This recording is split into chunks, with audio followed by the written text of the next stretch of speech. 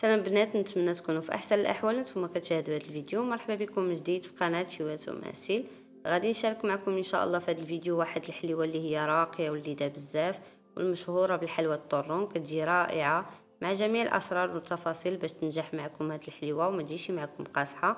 فعلا حلوه اللي كتستحق التجربه ديالكم. نتمنىكم تجربوها، غادي تعجبكم ان شاء الله بزاف. فخليكم معايا حتى لاخر الفيديو. الا كنتوا اول مره كتزوروا القناه ما تنساوش تشتركوا في القناه وتفعلوا زر الجرس باش يوصلكم كل ما هو جديد، وما تنساوش لايك الفيديو الا عجبكم اكيد.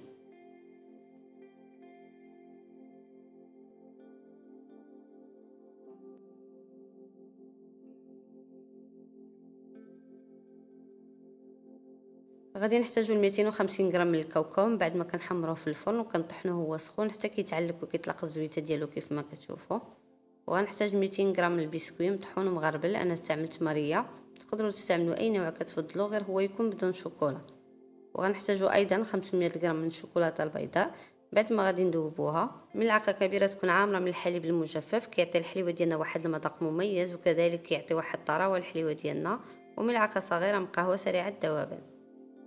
هنا من بعد ما دوبت داك الشوكولا في حمام مائي، ما كنضيف له لا زيت لا والو. هانتوما غادي نضيف عليه داك العجينه ديال الكاوكاو ونحاول نفسخ داك العجينه وندمجها مزيان مع الشوكولا بهذه الطريقه.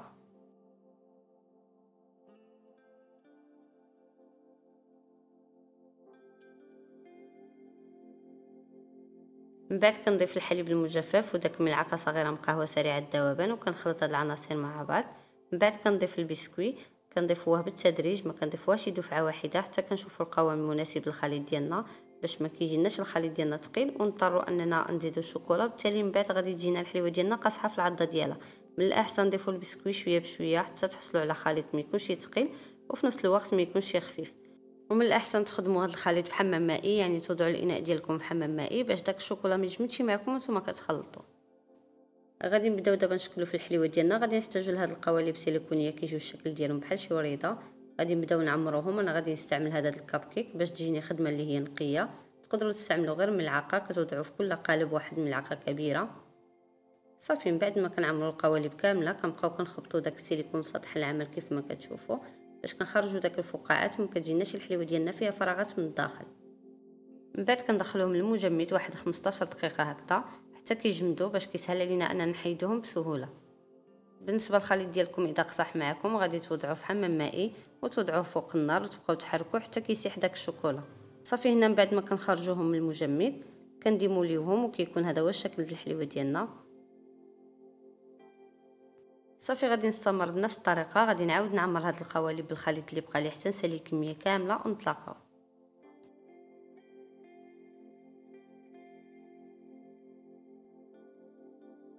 صافي هنا من بعد ما انتهيت من تشكيل الحليوه ديالي غادي نزينها. كنزين داك الحفيرات في الوسط بالكراميل.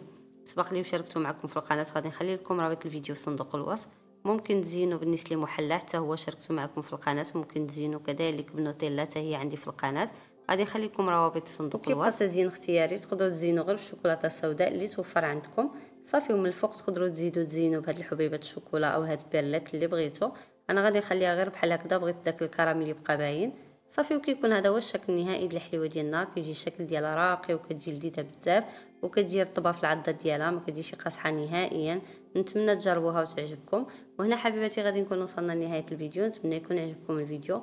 وإلا عجبكم الفيديو ما تنساوش لايك الفيديو. شكرا على المتابعه وملتقانا في فيديو جديد مع وصفه اخرى ان شاء الله.